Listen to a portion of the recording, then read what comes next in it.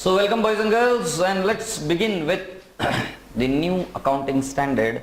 The accounting standard is AS2, valuation of inventories. Is that okay? Very commonly followed. You have been following the standards ever since you were there in your 11th standard. Valuation of inventory, closing stock की जो adjustment करते थे. तो पढ़िए. Write down the heading, accounting standard 2, valuation of inventory. Okay?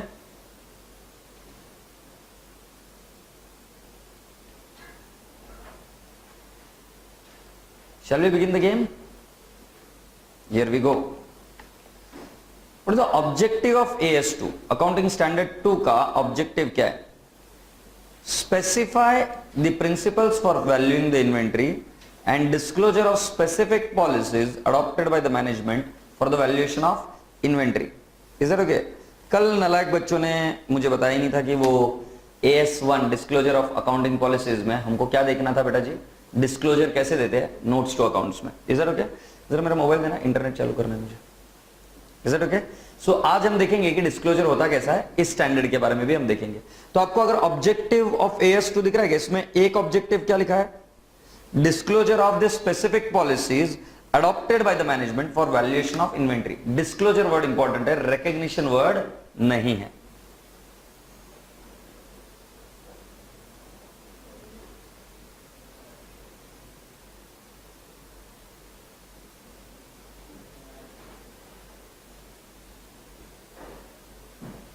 ठीक है. So let's begin the game. Specifies the principles for valuation of inventory. Okay, inventory कैसे value होते. मगर मेरा पहला क्वेश्चन है, व्हाई वैल्यू इन्वेंटरी. इन्वेंटरी का रिकॉग्निशन ही क्यों होता है? तो बेटा जी आपने ऑलरेडी सीपीटी में पढ़ा होगा. ये सीपीटी में कौन से कंसेप्ट की वजह से वैल्यूएशन ऑफ इन्वेंटरी या इन्वेंटरी का रिकॉग्निशन होता है? Because of the concept of matching. Matching concept क्या बोलता है? Income for the period should be matched with expense for the period. Let us understand it this way. मान लो आपने 100 units purchase किए और आपने सेल किया 80 units only. Sold 80 units but purchase कितना किया? 100 यूनिट्स. तो अगर आप आपका P&L अकाउंट देखोगे तो बेटा जी यहां पर कितने परचेसेस दिखेंगे आपको? 100 यूनिट्स. से यस. मगर इनकम कितने की दिखेगी? Sales 80 units. तो बेटा मैचिंग कंसेप्ट है क्या? नहीं, क्योंकि मैचिंग कंसेप्ट के हिसाब से क्या? Income for the period 80 unit should be matched with expense for the year. Expense कितना है यहां पर? 100 यूनिट का है. मैचिंग हो रहा है क्या? नहीं. इसीलिए बेटा क्रेडिट साइड में 20 यूनिट्स आप क्या दिखाते हो? Closing stock. सो क्लोजिंग स्टॉक का वैल्यूएशन क्यों किया जाता है? Because of matching principal.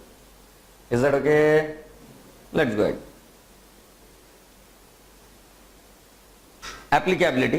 This standard is mandatory in nature and it should be applied to all the entities. अब basic standard है तो हर एक entity को apply करना पड़ता. This statement should be applied in accounting of inventories other than.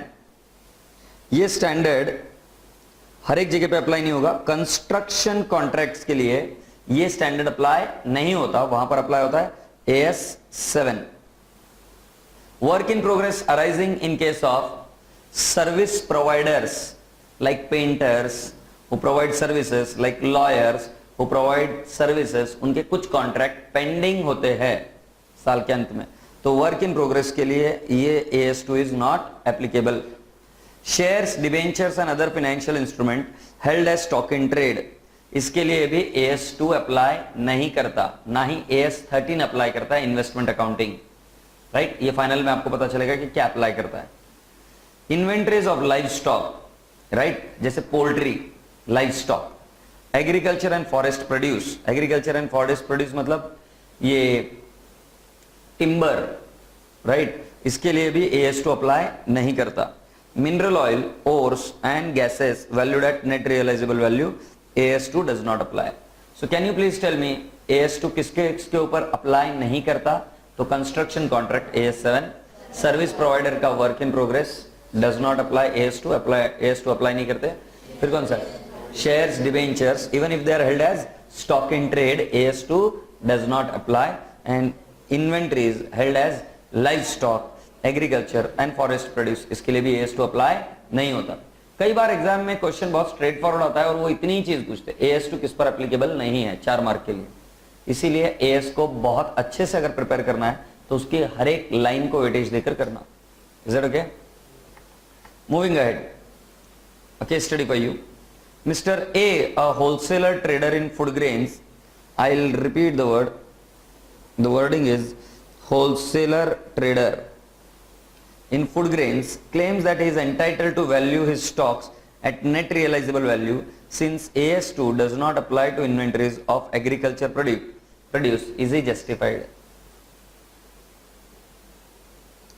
वो food grains में deal करता है और फूड ग्रेन्स में डील करता है इसलिए वो बोल रहा है कि नहीं मेरे ऊपर AS2 अप्लाई नहीं होता। क्या वो सही है या गलत है?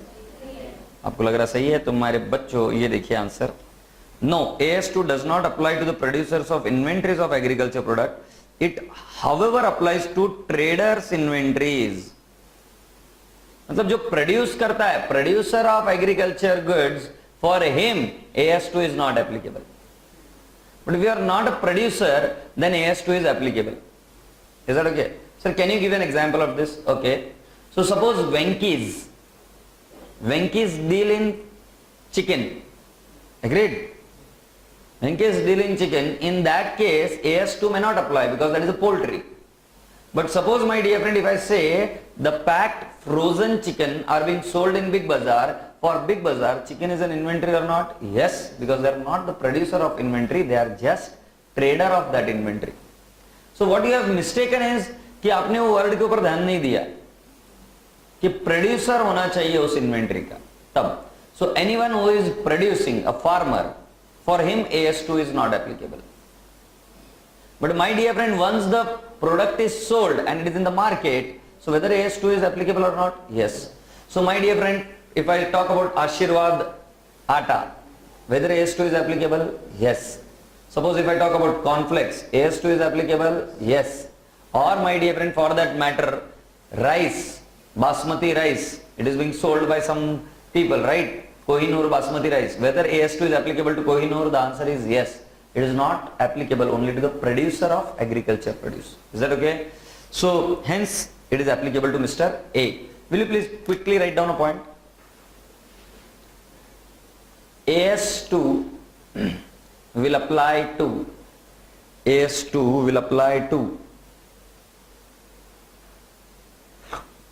traders of AS2 will apply to traders of agricultural produce. Traders of agricultural produce. मतलब जो ट्रेडिंग करेंगे उसके ऊपर अप्लाई होगा क्या? The answer is yes. What is inventory? Shall we say it?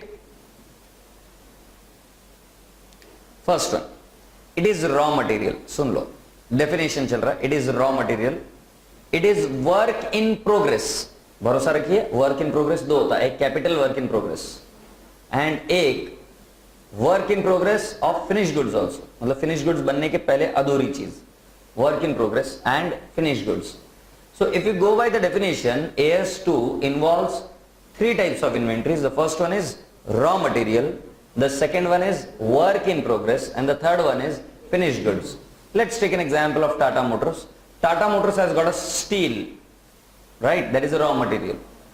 Then my dear friends, some of the cars are still pending as on 31st March, work in progress. And the third one is they have produced all the cars, they are ready to be sold, finished goods. So there are three things which are inventories. There is one more guidance note which says that inventories will also include material and supplies which are regularly used. What are material and supplies? Do you know there are regular purpose tools which are being used in factories? Regular purpose tools मतलब पुली मतलब तुमने घर पर ऐसे सुना होगा, plug, पाना, ऐसे वर्ड सुने होंगे ना. या फिर अगर आपने आपका गाड़ी में से अगर आपने टूल किट बाहर निकाला तो टूल किट में कुछ general purpose use tool kit होता है. तो वो टूल किट की जितनी भी चीजें बेटा जी वो सब इन्वेंट्री AS2 में क्लासिफाई होती है. I hope you are getting my point. So these are the part of AS2. I hope the point is clear. So what are inventory? देख लेते हैं. इन्वेंट्री में material or supplies to be consumed in production process or rendering of services, that is raw material, which is consumed in production process. So it will also include grease oils. It will also include, my dear friend, grease oils की जगह पे वो cotton के नहीं होते कि साफ करने को मशीन के, right? That will also be included. So it is not only raw material but anything which is consumed in production process. That everything will be called as what, my dear friend? Inventory. Second one, in the process of production of such goods, that is work in progress. And the third one is, my dear friends, held for sale in the ordinary course of the business, that is called as finished goods. So these are the three things which are inventory. Apart from that, I said you, it will also include stores and supplies. Stores and supplies will include tools, general purpose tools. Specific tools होंगे जो किसी एक asset के साथ ही use हो सकते हैं, fixed asset के साथ ही यूज हो सकते हैं. ऐसा भी होता है ना, इस फिक्स्ड asset को ऑपरेट करने के लिए कोई एक स्पेसिफाइड एक टूल होता है. So in that case, that tool should be classified along with the fixed asset. So that would be a fixed asset. Agreed? Let me take you ahead. Tata Motors purchases some components for production of nano. These are raw materials. Manufacturing activity takes place. At the end of the day, nano is ready and some work is pending. Right? आधा अधूरा किया हुआ काम. So beta, what is the inventory in this example? तो inventory है raw material, general purpose tool also. फिर क्या है बेटा जी? Finished goods. और यहां पर क्या होगा बेटा जी? Work in progress. All these are what, my dear friend? Inventory as per the definition. So raw material, finished goods and work in progress. Do you get my point? Yes. What is the need for valuation of inventory? I have already explained you. The need for valuation of inventory is application of the concept of matching. ये AS में नहीं लिखा हुआ है, आपको मैं बता रहा हूँ. इन्वेंट्री क्यों करते हैं हम? Because of the concept of matching. Matching की वजह से सारा काम किया जाता है. The valuation of inventory is crucial because of its direct impact on profit or loss for the accounting period, and you apply the concept of matching. अगर आप ध्यान से देखो, so अगर value of closing stock goes up, your profit will also go up. Similarly, if value of closing stock goes down, your profit will also go down. Common sense है, क्योंकि trading के credit में होता है closing stock, so it will impact. So hence there is a greater need कि valuation कैसे करो, इस पर थोड़ा सा ध्यान दो. Valuation कैसे करो, इस पर थोड़ा सा ध्यान दो. Let's go ahead. वो कैसे होता है? Cost of goods sold will go down and profits will go up. The principle of prudence demands that no profit should be anticipated while all foreseeable losses should be recognized, because of which AS2 बोलता है inventory should be valued at cost or NRV, whichever is lower. Cost or NRV, whichever is lower. अब मैं valuation में धीरे धीरे enter हो रहा हूं. Valuation इंपॉर्टेंट क्यों है ये हमने देखा. अब valuation के बाद में अब मैं क्या कर रहा हूं, valuation करना कैसे वो समझा रहा हूं. AS2 क्या कहता है? तो AS2 क्या बोलता है? Inventory should be valued at cost or NRV, whichever is lower. Hence, inventory should be valued at cost or NRV, whichever is lower, to ignore the anticipated profit. Now comes a question, sir, what is the cost? So I'll explain you what is the cost. Then there is a question, what is NRV? I'll also explain you what is NRV. So here we go. The cost is what? Measurement of inventory. Cost of inventory. Cost of inventory के लिए simple logic आपको बता देता हूं. Any cost incurred to bring the inventory to present location and condition is nothing but, my dear friend, cost of inventory. Let me explain you how does that happen. Suppose you are a trader. Suppose you are a trader. What is our definition of AS2 में cost of inventory? Any cost incurred to bring the inventory to present location and condition. तो अगर आप goods के traders हो तो वो goods आपकी दुकान तक लाकर रखने में जितनी भी कॉस्ट है वो सब कॉस्ट इन्वेंट्री की कॉस्ट है. जैसे एक एग्जांपल, आपने परचेस किया तो परचेसेस का जो कॉस्ट है वो ऐड होगा. फिर बेटा जी उसको लोडिंग कराया तो लोडिंग ऐड होगा. फिर बेटा जी उसके अंदर कैरेज लगा, कैरेज इनवर्ड भी क्या करेंगे आप, ऐड. ठीक है बेटा जी. So any cost which is incurred to bring the inventory to present location and condition will be added. इसमें कभी भी abnormal cost is not added. मतलब abnormal cost आपको segregate करना पड़ेगा. बट नॉर्मल लॉस अगर रहा, नॉर्मल लॉस, तो वो क्या करना पड़ेगा, it has to be added. Normal loss is the part of the cost of the inventory. ये तुम बात बोल रहे हो सर, ये तो आसान है, इसमें तो कोई दिक्कत नहीं लग रही. Absolutely right. अब मुझे बताओ 3 टाइप की इन्वेंट्री कौन सी थी, आपको याद होगा. एक थी, बोलो कौन सी, बोलो ना, रॉ मटेरियल, बिल्कुल सही. दूसरा कौन सा, वर्क इन प्रोग्रेस. फिर क्या है, finish. You are absolutely right. अब बेटा जी इन सभी की लोकेशन चेक कर लेते कि इनकी लोकेशन क्या है. इसकी लोकेशन रहेगी रॉ मटेरियल की गोडाउन, राइट. WIP की लोकेशन क्या रहेगी, फैक्ट्री फ्लोर, कहीं पे पड़ा होगा फैक्ट्री के फ्लोर पर. और फिनिश गुड्स की कहां पे रहेगी, godown, but after manufacturing. Agreed और नॉट. तो बेटा जी क्या मैं बोल सकता हूं, रॉ मटेरियल का क्या, any cost up to godown dispatch, मतलब गोडाउन तक पहुंचाने तक की सारी कॉस्ट ऐड कर लो. मतलब purchase price, add loading, add any what I can say taxes which are being paid, right. ये सब चीजें ऐड करने के बाद में गोडाउन में लाकर डाल दिया रॉ मटेरियल को, वहां तक की सारी कॉस्ट ऐड होगी. मगर मान लो गोडाउन का रेंट लेना पड़ेगा क्या, नहीं. मगर मान लो उसके आगे वहां पर कोई चौकीदार बैठा हुआ है, उसकी रखवाली करने के लिए, वो लेना पड़ेगा क्या, नहीं. वो कुछ भी इंक्लूड नहीं होगा. गोडाउन तक आने तक का सारा खर्चा ऐड कर दो, उसके आगे बंद, क्योंकि वो क्या है, रॉ मटेरियल. सो अगर तुम वैल्यूएशन ऑफ रॉ मटेरियल कर रहे हो तो अप टू द गोडाउन.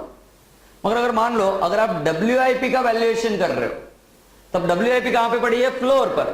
तो बेटा गोडाउन से माल को निकाला, उसको लेकर गया, उसको धोया किया, उसका प्रोसेसिंग किया, उसको कट किया, कट करने के बाद में उसके ऊपर कोई केमिकल्स वगैरह डाला, उसको पहुंचा. ऐसा मैं एक आइडिया दे रहा हूं, जस्ट विजुअलाइज करना.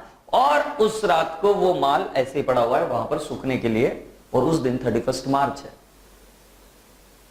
आज जैसे क्वार्टर एंड है, 30 जून है, तो आज भी वर्क इन प्रोग्रेस का वैल्यूएशन होता है, आज की तारीख में भी. जो लिस्टेड कंपनीज है उनको करना पड़ेगा आज के दिन WIP का. एग्रीड. तो बेटा जी मैं आपको यही बता रहा हूं, फैक्ट्री फ्लोर पर जो पड़ा हुआ है, जिस पोजीशन में है, उस पोजीशन में उसका वैल्यूएशन किया जाता है. तो उसमें क्या क्या होगा बेटा जी, गोडाउन तक की कॉस्ट तो लेना ही है रॉ मटेरियल की, उसके आगे फ्लोर तक जाने तक जो भी खर्चा हो सब क्या हो जाएगा, ऐड.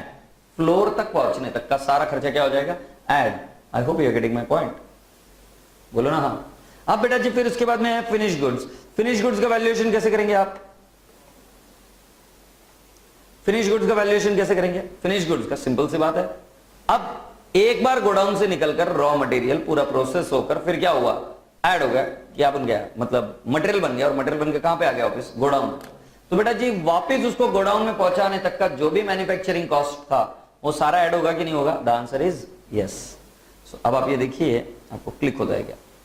पहला वाला रॉ मटेरियल, WIP और finish goods,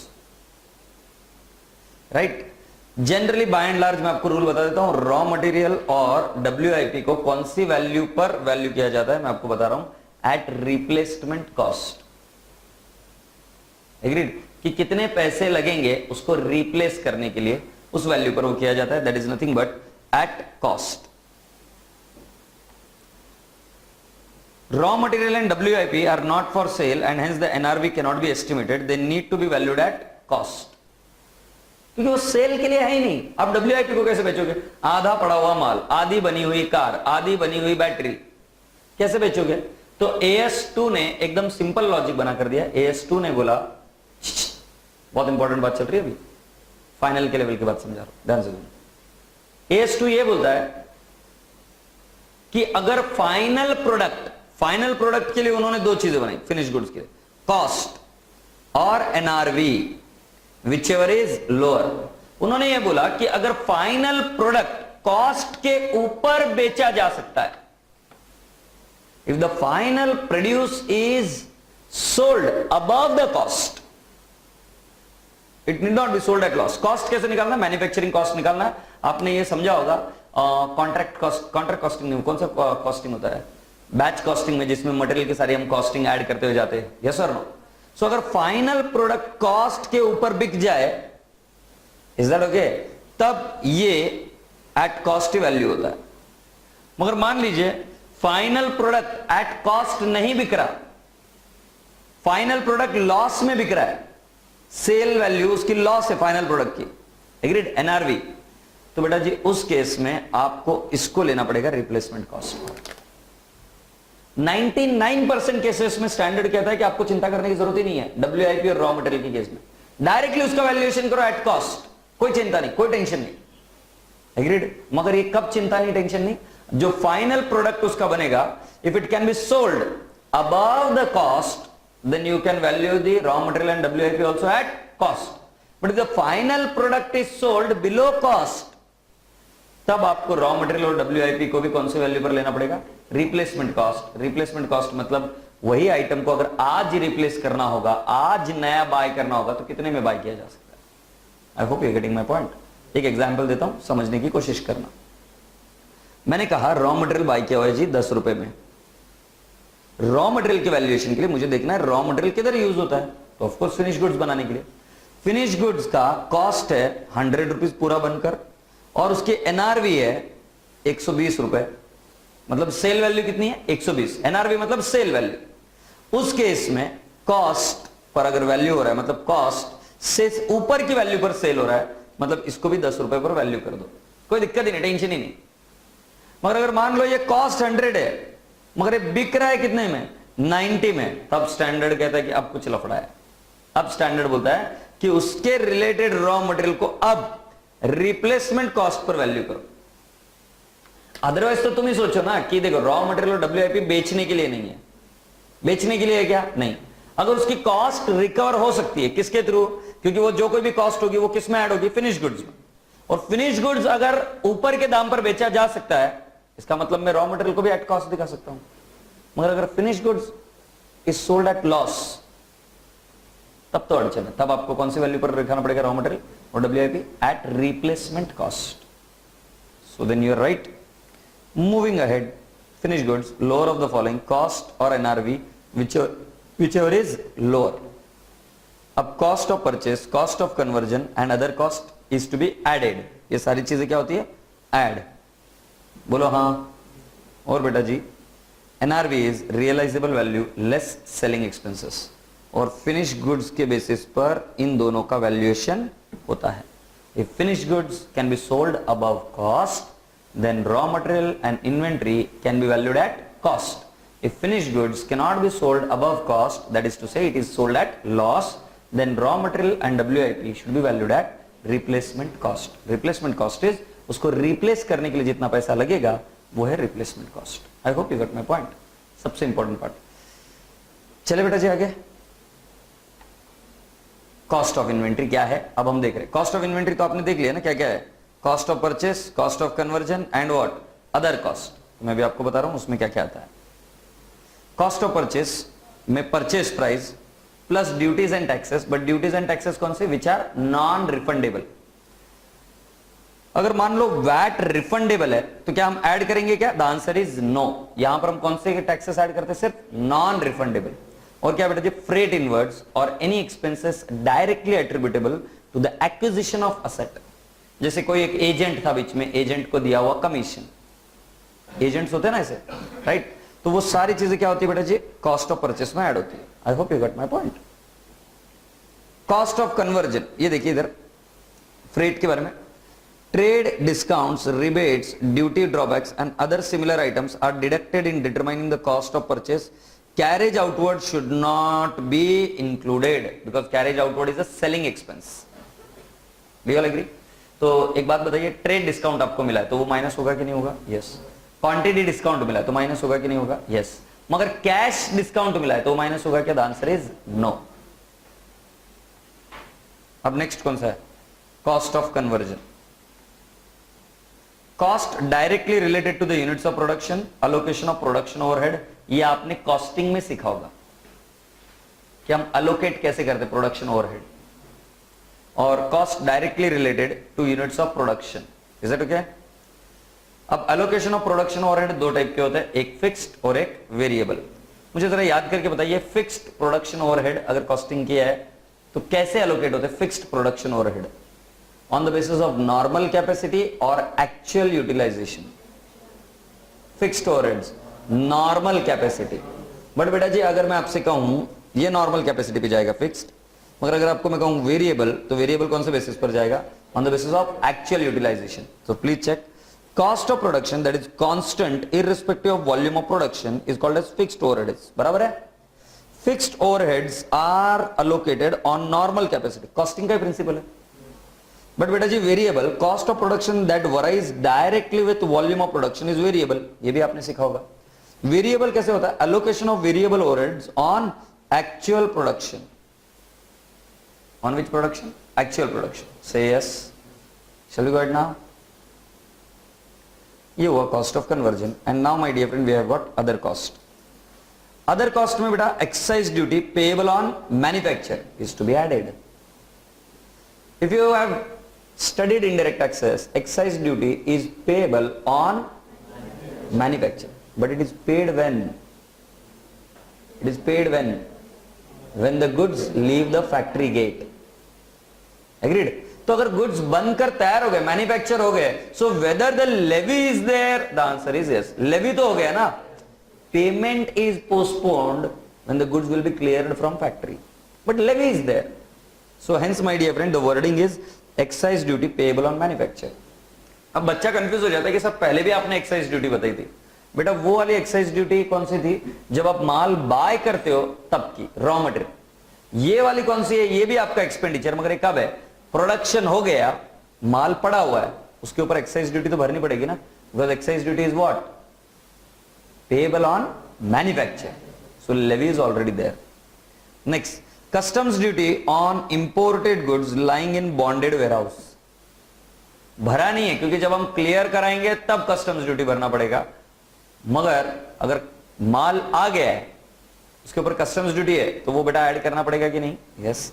and what is the last? Cost of designing product for specific customers. कई बार इन्वेंट्री का वैल्यूएशन करने के पहले आप कॉस्ट ऑफ डिजाइनिंग भी करना पड़ता है. जैसे मान लीजिए कोई कस्टमर है जिसके लिए आप इन्वेंट्री बना रहे हो, स्पेसिफिक कस्टमर के लिए, उसके घर का फर्नीचर. तो घर का फर्नीचर आप मूवेबल बना रहे हो, आपके बाहर ही बनाकर फर्नीचर रेडी कर रहे हो, और फर्नीचर रेडी कर आप उसको जाकर देने वाले हो सिर्फ. Agreed? So whether that cost will be included, the answer is yes. क्योंकि वो डिजाइन करने के लिए जो इंटीरियर है, आर्किटेक्ट को आप पैसे दोगे, वो सारा कॉस्ट ऑफ फर्नीचर में रहेगा. और जब तक कि वो फर्नीचर मैन्युफैक्चरर के पास में ही है, तब तक वो उसकी इन्वेंट्री है. जिस दिन वो इन्वेंट्री उसके घर में इंस्टॉल हो जाएगी कस्टमर के दिन, उस दिन सेल मानी जाएगी, उस दिन रिस्क निकल जाएगी. तब तक तो अपनी इन्वेंट्री है कि नहीं है? Yes. So lovely boys and girls, always remember cost of designing a product is also what? Cost of inventory. But this is in case of specific customer. अब कुछ बच्चे कंफ्यूज हो जाते हैं. कुछ बच्चे क्या सोचते हैं कि अभी जैसे मान लो आपने सुना होगा पल्सर, बजाज पल्सर में DTSI इंजन, ये उनकी एक टेक्नोलॉजी है. अब ये टेक्नोलॉजी उन्होंने डिजाइन की है. अब वो डिजाइनिंग कॉस्ट क्या पल्सर के कॉस्ट में ऐड होगा क्या एक साथ? नहीं, वो धीरे धीरे एमोर्टाइज होकर ऐड होगा इंटेंजिबल एसेट के तौर पर. Because all the Pulsar vehicles are being manufactured under that technology, so any cost of that DTSI technology will be slow and steadily apportioned just like depreciation.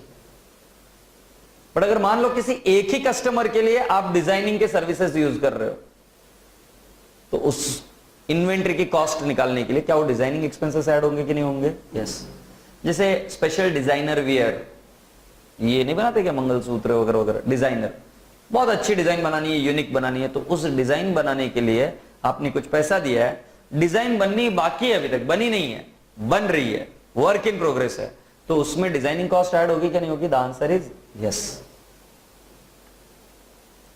अब ध्यान रहे बेटा, और एक चीज क्या, इंटरेस्ट और other borrowings cost are usually excluded यहां पर अदर कॉस्ट में, but AS 16 borrowing cost will explain you when you can include that. एक सिनारियो स्टैंडर्ड कहता है AS 16 बोरिंग कॉस्ट पर कि कब आप इन्वेंट्री के वैल्यूएशन में भी बोरिंग या इंटरेस्ट कॉस्ट ऐड कर सकते हो. Otherwise by and large borrowing cost, interest cost is not a part of inventory. एक बार वापस याद दिला दूं कि हमने क्या क्या किया. सो बेटा जी हमने शुरू किया था इस पर, कॉस्ट ऑफ इन्वेंट्री का फंडा मैं आपको समझा दूं. तीन चीजें इन्वेंट्री होती है, रॉ मटेरियल, WIP और क्या? Finish goods. मैंने आपको बताया कि अगर finish goods are sold above cost, then आपके लिए रूल सिंपल है, raw material and WIP should be valued at cost. But if the finished goods are sold below cost, in that case raw material and work in progress should be valued at replacement cost. Then my dear friend, I started explaining you what is cost. So in the cost, when you are going for manufacture, it basically includes three costs. One is cost of purchase, cost of conversion and other cost. Cost of purchase you already know my dear friend, purchase price, duties and taxes and freight inwards वगैरह वगैरह सारी चीजें. इसमें trade discount वगैरह चीजें include नहीं होती, हमने इसके ऊपर बात की अभी. एग्रीड. फिर बेटा जी कॉस्ट ऑफ कन्वर्जन. इस कॉस्ट ऑफ कन्वर्जन में बेटा डायरेक्टली रिलेटेड होती है और कुछ चीजें अलोकेशन ऑफ ओवरहेड होता है. जो डायरेक्टली रिलेटेड है वो तो डायरेक्टली ऐड हो जाएगा, मगर जो प्रोडक्शन ओवरहेड है वो भी दो टाइप के होते हैं. एक तो फिक्स्ड और एक क्या, वेरिएबल. फिक्स्ड प्रोडक्शन ओवरहेड बेटा क्या करते हैं हम, we amortize on the basis of standard what I can say capacity or what I can normal capacity. But my dear friend, if I say allocation of fixed production overhead के बाद में variable production overhead, तो किसके basis पर बेटा जी, actual utilization. So that is again correct.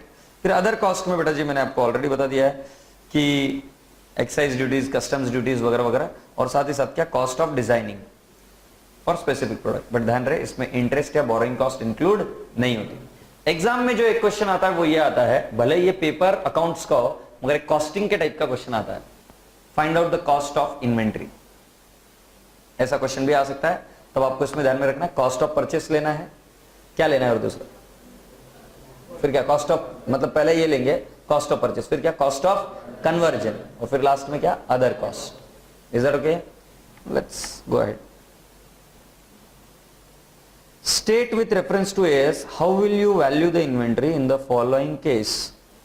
Per kilogram of finished good consisted of material cost of 100 per kg, direct labor of 20 per kg, direct variable production overhead of 10 per kg. Fixed production charges for the year on normal capacity are rupees 1 lakh, sorry for 1 lakh kg is rupees 10 lakhs. मतलब 1 lakh kg के लिए कितना है बेटा जी, 10 लाख रुपए. 2000 of finished goods are on stock at the year end. तो हमको किसका वैल्यूएशन करना है, फिनिश्ड गुड्स का. तो हम कर लेंगे बेटा फिनिश्ड गुड्स का. तो मुझे बताओ कितना लगेगा, मटेरियल कॉस्ट 100 पर केजी, फिर बेटा डायरेक्ट लेबर कितना 20, फिर डायरेक्ट वेरिएबल प्रोडक्शन ओवरहेड 10. अब मुझे बताएंगे कि कितना आएगा, 130. बोलो ना हाँ. अब मुझे एक चीज बताएंगे आप कि कितना ये नॉर्मल कैपेसिटी है, 1 लाख, और आपका ये कितना है, फिक्स्ड प्रोडक्शन ओवरहेड कितना बोलूंगा बेटा, 10 lakhs डिवाइड बाय कितना बेटा, 1 lakh. Can you please tell me what is the fixed production overhead, 10. So ये 10 भी ऐड हो जाएगा क्या. So my dear friend, what is the cost, 140 per KG. आपके पास कितने यूनिट बचे, 2000. सो इनटू 2000 बेटा, can you please let me know the cost, कितना, 2,80,000 is the cost of inventory. Yes. So मैंने पर यूनिट कॉस्ट निकाला और उसको मल्टीप्लाई किया नंबर ऑफ यूनिट से, मुझे मिल गया. सो 2,80,000 चेक कर लेते. Yes, the answer is absolutely right. सुन रहा है ना तू, agreed. Shall we go ahead now. Cost excluded from the valuation of inventories, very important. कौन से कॉस्ट को एक्सक्लूड करना है from the valuation of inventories. So beta ji, first abnormal wastage, labor or other production cost should be 100% excluded from the cost of inventory. For example, there is a strike of the labor. This is an abnormal cause. So any wages paid during the time of strike should be excluded. Am I communicating? Next, storage cost unless they are necessary in the production process. तुमको मैंने बताया था ना, raw material के valuation में आप नहीं लोगे स्टोरेज कॉस्ट. मगर अगर मैं वही कहूं कि आपने उसको गोडाउन से निकाला और उसको वर्क इन प्रोग्रेस तक लेके आना, तो फ्लोर तक की कॉस्ट आपको लेना पड़ेगा. तो जब तक कि storage cost is not compulsory for production, तब तक आप उसको इंक्लूड नहीं करोगे.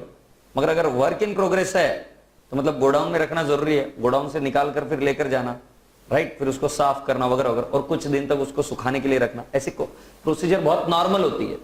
तो उस केस में storage cost should be included और नॉट. The answer is yes. जैसे गाड़ी का पेंट किया, तो पेंट करने के बाद में उसको सूखने के लिए रखना पड़ता है, या तो उसको भट्टी में डाला जाता है सूखने के लिए. जो भट्टी में नहीं डालो, भट्टी मतलब फर्नेस, फर्नेस में नहीं डालो अगर आप उसको तो सूखने के लिए रखना पड़ेगा, और अगर आपने उसको सूखने के लिए रखा है तो वो टाइम जो स्टोरेज कॉस्ट है वो ऐड होगी क्या नहीं होगी? The answer is very well yes. Next, administrative overheads. Administrative overheads मतलब अकाउंट्स डिपार्टमेंट का खर्चा।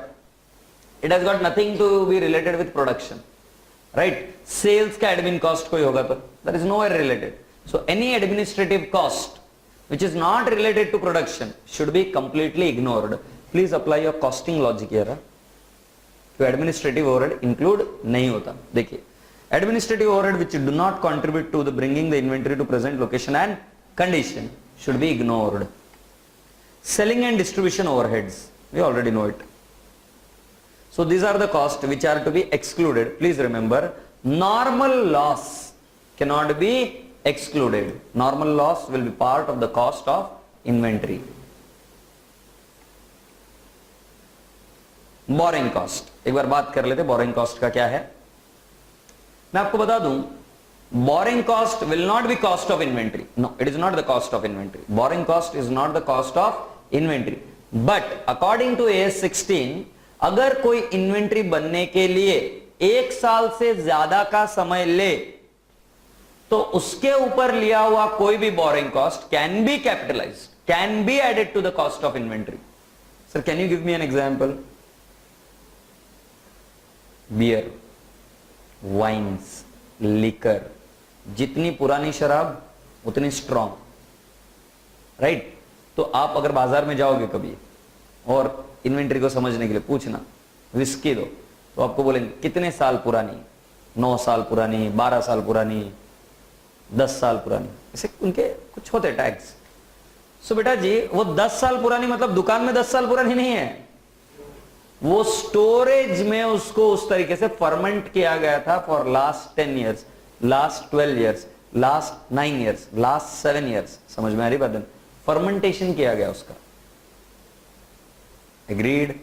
सो बेटा जी उस केस में 1 साल से ज्यादा उस इन्वेंट्री को वुडन फ्लास्क में जमीन के नीचे रखना पड़ता है एक पर्टिकुलर टेम्परेचर पर।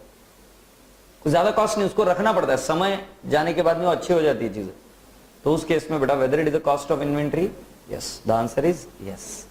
Let's see, interest and other borrowing cost are not usually considered as a part of inventories. मैंने आपको ऑलरेडी बताया था कि yes this is not a part of inventory, सिवाय एक केस में जहां पर इन्वेंट्री बनने के लिए ही 12 महीने का ऊपर का समय ले लेती है। सर और कोई एग्जांपल हो? शायद एयरक्राफ्ट हो सकता है। एयरक्राफ्ट मतलब कैसे कि अगर बहुत बड़ा बोइंग आपको बनाना है एयरक्राफ्ट का, राइट, और वो एयरक्राफ्ट बन रहा है तो जो कंपनी उसको बना रही है उसको अगर 1 साल के ऊपर का समय लगता है तो उस केस में borrowing cost can be added to the cost of inventory. I hope you are getting my point. Let's see, as per AS 16 for inventories that are qualifying asset, qualifying asset वो होती है which takes more than 1 year to get ready, बनने के लिए जिसको 1 साल के ऊपर का समय लगता है वो qualifying asset है as per AS 16। any directly attributable borrowing cost for acquisition or construction or production should be capitalized as a part of their cost। तो मैंने बताया था आपको कि borrowing cost आप ऐड कर सकते हो। इसके एग्जाम्पल होगा wines, liquor, etc. Is that okay? Qualifying assets are assets that take substantial time to bring them into the sellable condition, which is period of more than 12 months. 12 महीने के ऊपर का जो समय लगता है वो qualifying asset होती है as per AS 16. Let's see the question. Can interest on customs duty be included in the value of inventory? Interest on what? Customs duty. कई बार आप कस्टम्स ड्यूटी नहीं भरते हो तो उसके लिए इंटरेस्ट भरना पड़ता है। क्या इंटरेस्ट भी कैपिटलाइज्ड ऑन सच इन्वेंट्रीज? याद करो AS 16 क्या बोलता है, इंटरेस्ट कब कैपिटलाइज हो सकता है? जब 12 महीने के ऊपर लगता है। And any cost which is incurred for what, इधर बहुत क्लियर है, फॉर एक्विजिशन, फॉर कंस्ट्रक्शन और प्रोडक्शन। यहां पर कुछ भी नहीं हो रहा है ऐसा काम। यहां पर क्या हो रहा है, तुमने भरा नहीं है भाई कस्टम्स ड्यूटी, इसलिए इंटरेस्ट लग रहा है। ना इन्वेंट्री का प्रोडक्शन हो रहा है, ना मैन्युफैक्चर हो रहा है, ना ही उसका एक्विजिशन हो रहा है। तो बेटा जी इस कॉस्ट को आप कैपिटलाइज या ऐड नहीं कर सकते in the value of inventory. देखिए, no interest on customs duty should be included in the inventory valuation. Interest cost relating to qualifying asset can be capitalised can be capitalized in the case of, can only be capitalized ever the cost of inventory as per AS 16 borrowing cost as per the cost of inventory as per AS 16 borrowing cost. Is that okay? Net realisable value, ये बहुत बढ़िया है. कितने लोगों को NRV का technical definition पता है? सभी बच्चे इतना ही जानते हैं, selling price less expenses to cell.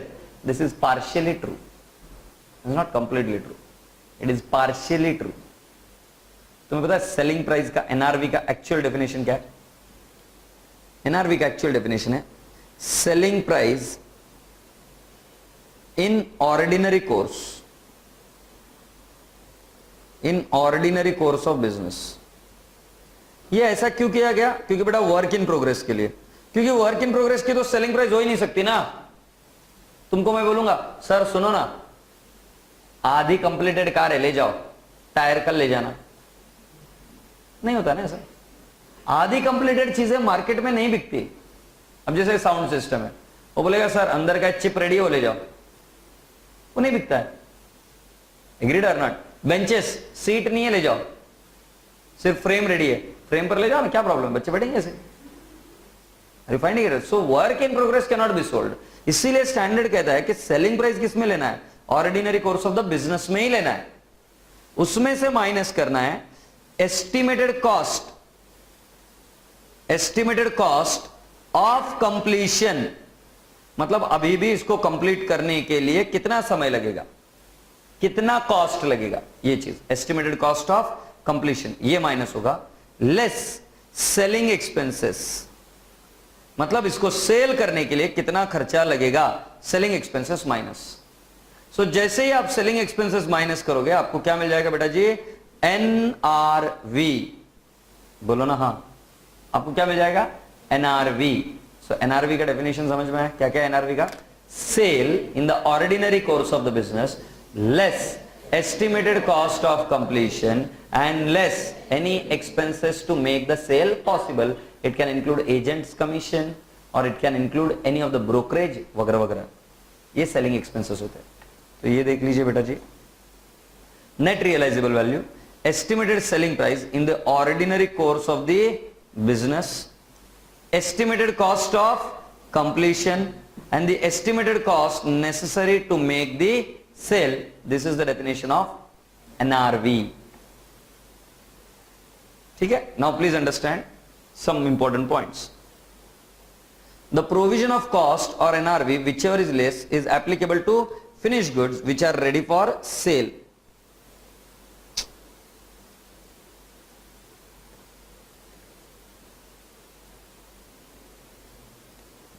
I have tried so many times but I don't understand why does it stop working. पता नहीं चलता, मतलब कुछ कुछ चीजें में. हाँ बराबर बराबर. हमारे घर में तुम जिस दिन काम नहीं करते तब मैं बोलूंगा OLX. हाँ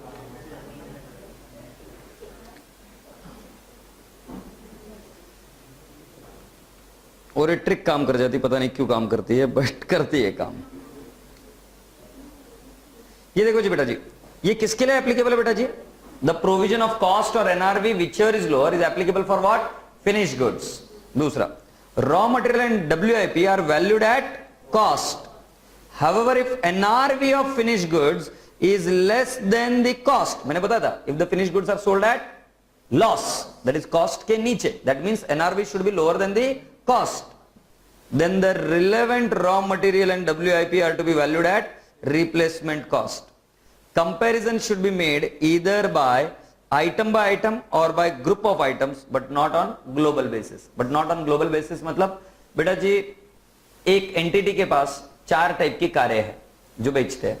Let's take an example. They have got Swift, they have got Ciaz and they have got which is the other car they have got? Maruti. हाँ कौन से और? जोर से बोलेगा? Rids. Okay fine. So now we have got Swift, Ciaz और कौन सी है? Rids. ऐसे गंदे गंदे नाम है. सुन रहे हो मेरे बच्चों? अगर मैं आपसे ये कहूं कि आप इन सभी की कॉस्ट ऐड कर कर इन सभी की एनआरवी को कंपेयर कर सको, तो आंसर इज रॉन्ग। आपको इसकी कॉस्ट को कंपेयर करना पड़ेगा इसके एनआरवी के साथ, इसकी कॉस्ट को इसके एनआरवी के साथ, इसकी कॉस्ट को इसके एनआरवी के साथ। जब आप individual basis item by item पर कंपेयर करोगे, जो लेस आएगा, विच एवर इज लेस आएंगे यहां पर, ये सभी आपका वैल्यूएशन ऑफ इन्वेंट्री होगा। बोलो ना हाँ। आई hope you got my point. ठीक है, मैं चाहूंगा कि आप ये वाला पार्ट लिख कर ले ले अपने पास।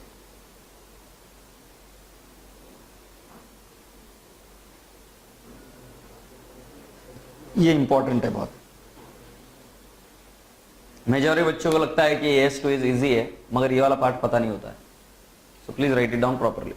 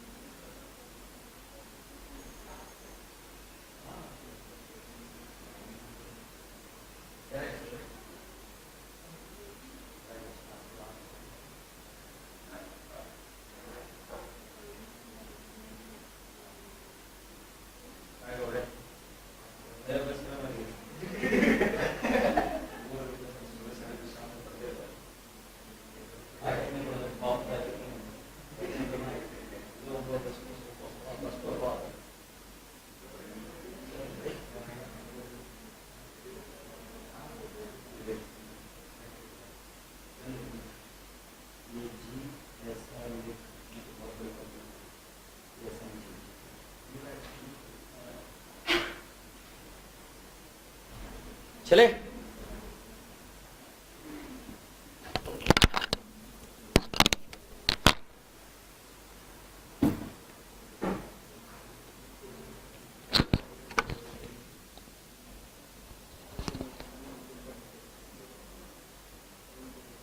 रेडी? चल दे बेटा, एक मिनट।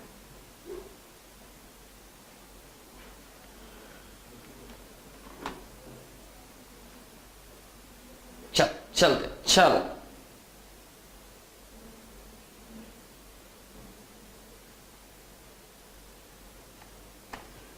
ये रहा आपके सामने केस स्टडी। ध्यान से पढ़िए क्या लिखा है। RS Limited purchased the goods at a cost of rupees 40 lakhs in October. Till the end of the financial year, 75% of the stock was sold. The company wants to disclose the closing stock at 10 lakhs. वो company कैसे disclose कर रही है मैं आपको ये समझा रहा हूं। कंपनी कह रही है मियां ये देखो, ये कैसा है, 40 लाख का माल था सर, 75% बिक गया, मतलब बचा कितना है 25%, मतलब बचा कितना 10 लाख। ये कंपनी का लॉजिक है, मतलब ये वो क्या ले रहे बेटा जी, एट कॉस्ट। कॉस्ट ही तो दी है छोरे। फिर क्या हुआ, the expected sale value is 11 lakhs and commission at the rate of 10% is sale is payable to the agent. So अगर मैं एनआरवी निकालूं, सो बेटा ऑर्डिनरी कोर्स में सेलिंग प्राइस कितना है 11 लाख, फिनिश गुड्स है ये, राइट, परचेस गुड्स बोला है, सो वर्क इन प्रोग्रेस नहीं, फिनिश गुड्स है, परचेस किया है अभी अभी ताजा तरान। तो 11 लाख में से आपको माइनस करना पड़ेगा अगर आप इसको सेल करना है, कितना 10% सेल एक्सपेंसेस, तो कितना आएगा 1.1 lakh, so that will turn out to 9.9 lakh.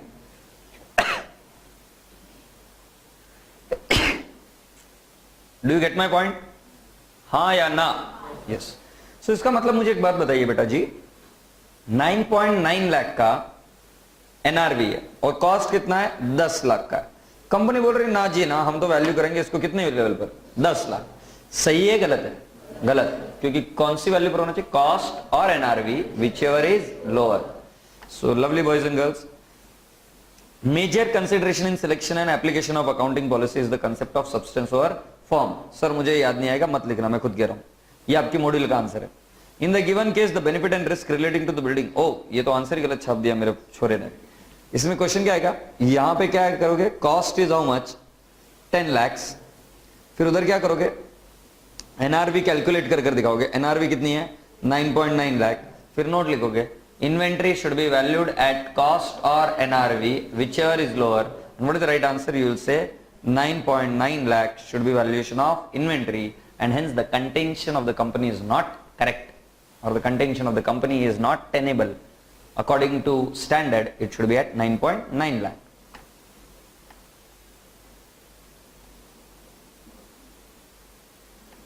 इसका आंसर इधर है।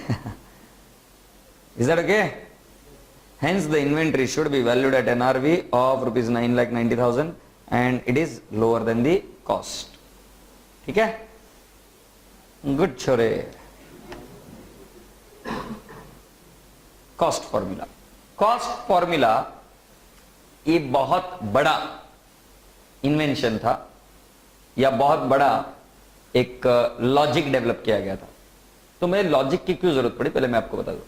अब तुमने ये तो बता दिया छोरे कि inventory should be valued at, देखो ड्रिल डाउन करते जा रहे हो, inventory should be valued at cost और NRV whichever is lower. अब होता ऐसा है, कॉस्ट और एनआरवी तो आप करने के लिए तैयार हो गए हो, मगर होता ऐसा है, अड़चन ऐसी है कि आपके पास कुछ होमोजीनियस आइटम्स है जो आप रेगुलरली बाय करते हो, रेगुलरली सेल करते हो, रेगुलरली बाय करते हो, रेगुलरली सेल करते हो। फॉर एग्जाम्पल बिस्किट्स, आप बिस्किट रेगुलरली बाय करते हो, रेगुलरली सेल करते हो। अब अड़चन ये आ गई कि आपने बिस्किट बाय किया था in the month of Jain, in the month of Feb, in the month of March. अब ऐसा तो कभी भी नहीं होता है, आपने ऑलरेडी पढ़ चुके हो कॉस्टिंग में, रीऑर्डर लेवल आपने पढ़ा है। ऐसा थोड़ी ना कि इन्वेंट्री जीरो होने के बाद में ऑर्डर करेंगे। मतलब बिस्किट्स आप अगर 100 पैकेट्स रखते हो तो आपने एक रीऑर्डर लेवल डिजाइन करके रखा है कि 20 यूनिट्स तक आने के बाद में और 80 यूनिट्स का ऑर्डर प्लेस करेंगे और 100 कर देंगे। ऐसा लॉजिक होता है। तो बेटा जी जैन में बाय किया हुआ है, फरवरी में बाय किया गया है, मार्च में भी बाय किया गया है, राइट। मैं आपसे यह क्वेश्चन पूछ रहा हूं कि जब फरवरी में सेल होता है तो आपको थोड़ी ना पता है कि वो कौन सा यूनिट बिका है, जैन का बिका है या फरवरी का, कि बोथ आर होमोजीनियस। तुम क्या करते हो, पैकेट के ऊपर पैकेट डिजाइन करके रख देते हो, हाँ या नहीं। तुमने निकाला पैकेट, अब तुम थोड़ी ना देखते हो जैन का है कि फरवरी का, नहीं बाबा जैन का बेचने का है। सिमिलरली जब तुम मार्च में बेचोगे तब भी तुमको पता नहीं होगा कि भाई जैन का है कि फरवरी का है। तो उस केस में when the product are homogeneous, that is they are replaceable, they are interchangeable. What are interchangeable product? For example Bajaj Pulsar, see blue color की लाइन से गाड़ियां लगी हुई है, interchangeable है, there is no problem. Like for example laptop of the same model, line से पड़े हुए कोई भी खरीद लो, पेन कोई भी पेन ले लो, इंटरचेंजेबल है। कैमराज मॉडल कोई भी ले लो, mobile interchangeable, same model, model अलग नहीं होगा, interchangeable, same model is interchangeable. तो बेटा प्रॉब्लम यह आती है कि जब इंटरचेंजेबल प्रोडक्ट है तो आपको कैसे पता कि कौन सा वाला माल बिक गया है? तो उसके लिए स्टैंडर्ड बोलता है ऐसा अज्यूम करो, ऐसा है नहीं। कॉस्ट फॉर्मूला निकालने की कोशिश में हम क्या करते हैं, ऐसा अज्यूम करो, it may be actually true, it may not be actually true, you have to just assume it. And what is the formula of assumption? They say you can assume it is a FIFO, first in first out. You can assume जो पहले enter हुआ है वो पहले out हुआ है, या वो बोलते हैं कि वैक, वैक मतलब weighted average cost method. Agreed? Sir ये चीज तो हो गई जब प्रोडक्ट कौन सा हुआ, होमोजीनियस।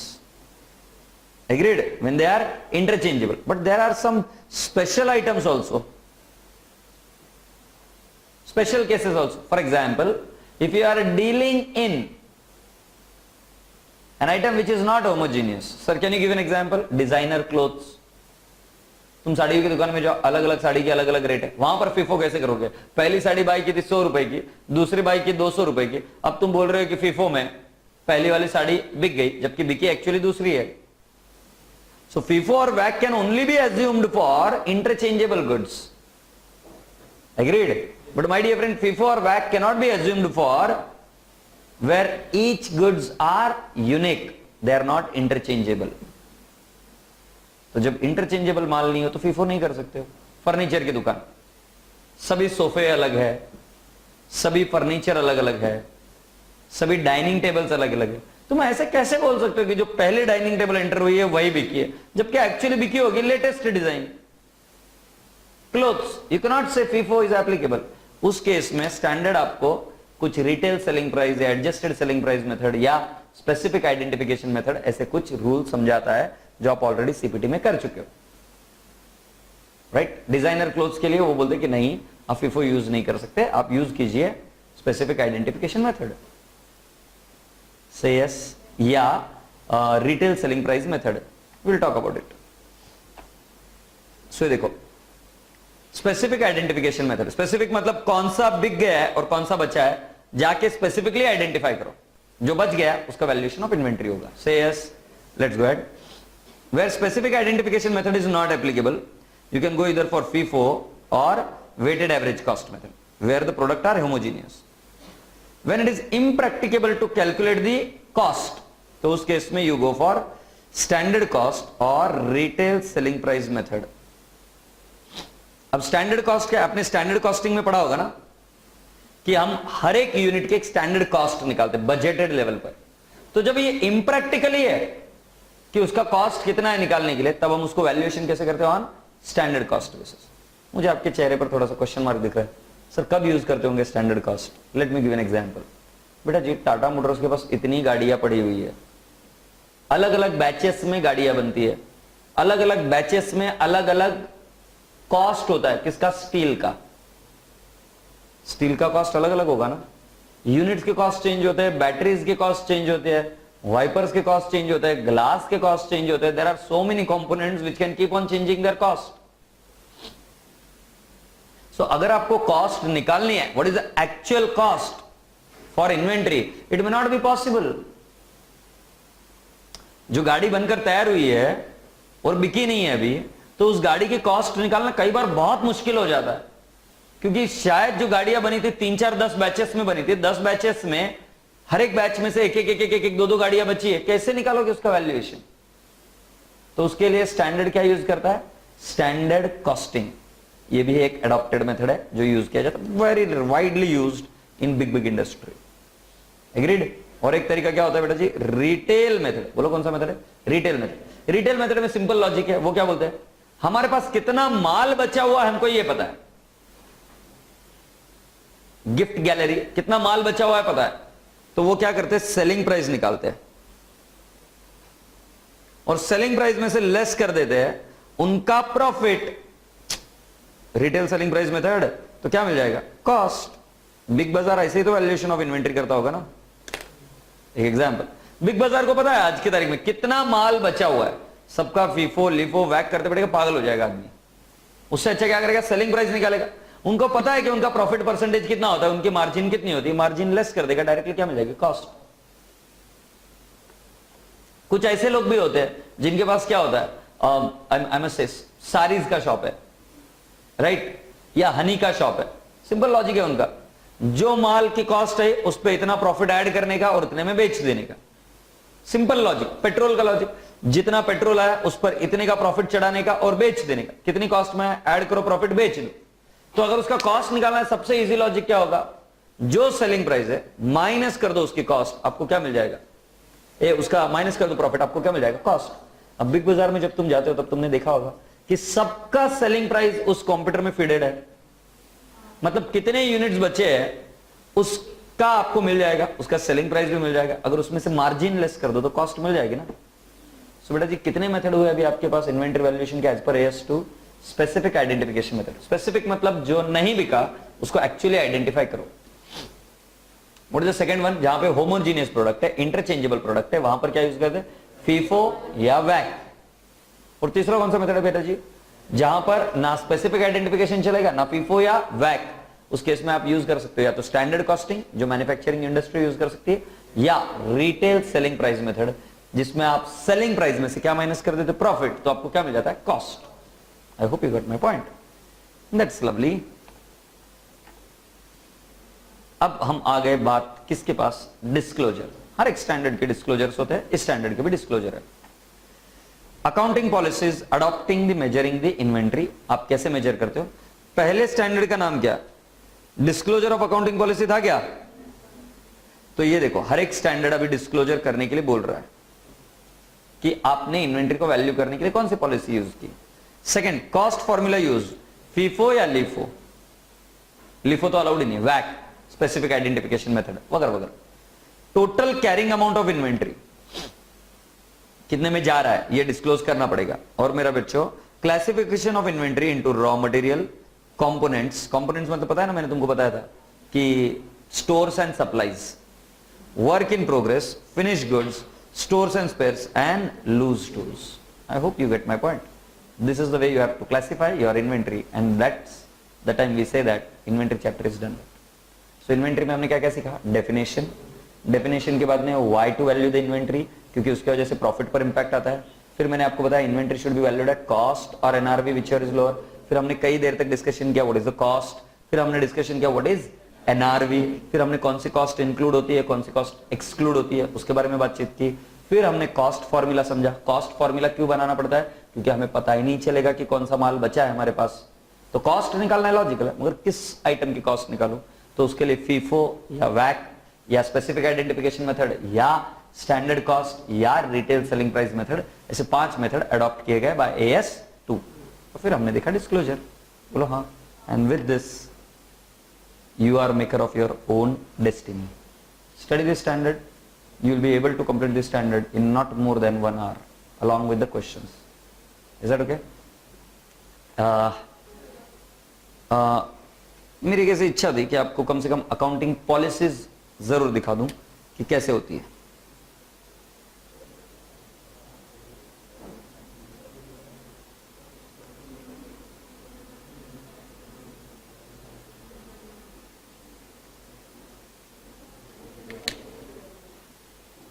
चालू है क्या इंटरनेट?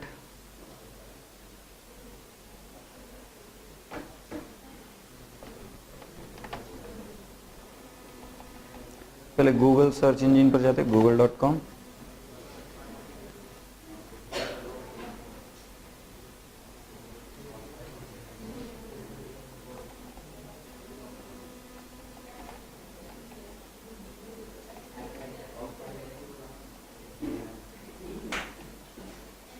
टाटा स्टील के देखेंगे, ये वाला नहीं, ये वाला देखते हैं, एनुअल रिपोर्ट।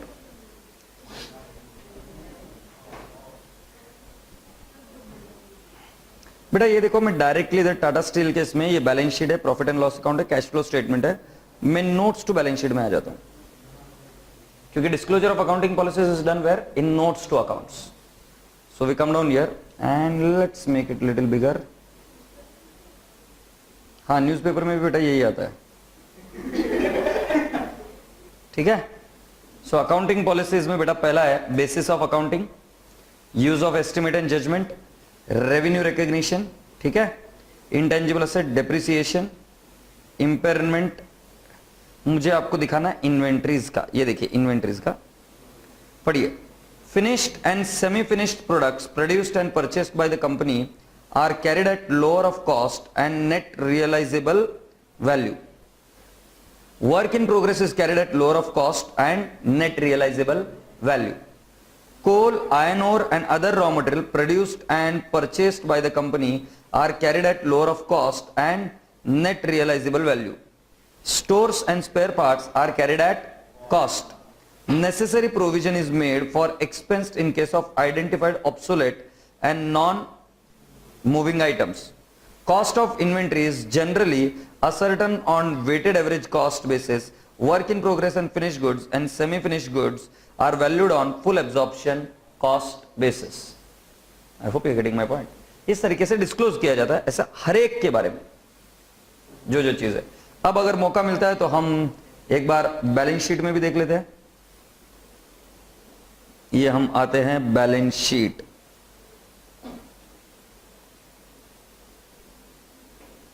बैलेंस शीट में बेटा जी यहां पर है आपकी क्या, अरे बाबू नीचे जा क्यों नहीं रहा है, अरे ये तो जाने भी नहीं दे रहा।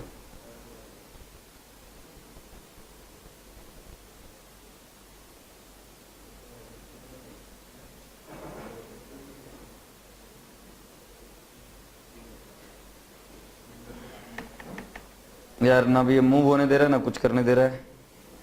चलो छोड़ो। बट बैलेंस शीट में आपको जब अगर जाके इन्वेंटरीज देखोगे सो इन्वेंटरीज के तीन चीजें देखने को मिलेगी, finish goods, raw material and work in progress. ऐसा क्लासिफाइड करके मिलेगा। मतलब जो जो डिस्क्लोजर हमने पढ़े वो सारे डिस्क्लोजर आपको वहां पर देखने को मिलेंगे। एग्रीड? तो इस तरीके से डिस्क्लोजर दिए जाते हैं। एक अच्छे बच्चे ने डिस्क्लोजर पढ़ने चाहिए अलग अलग कंपनीज के। Is that okay? So with this I must say that we have completed with accounting standard 2। Stop करो।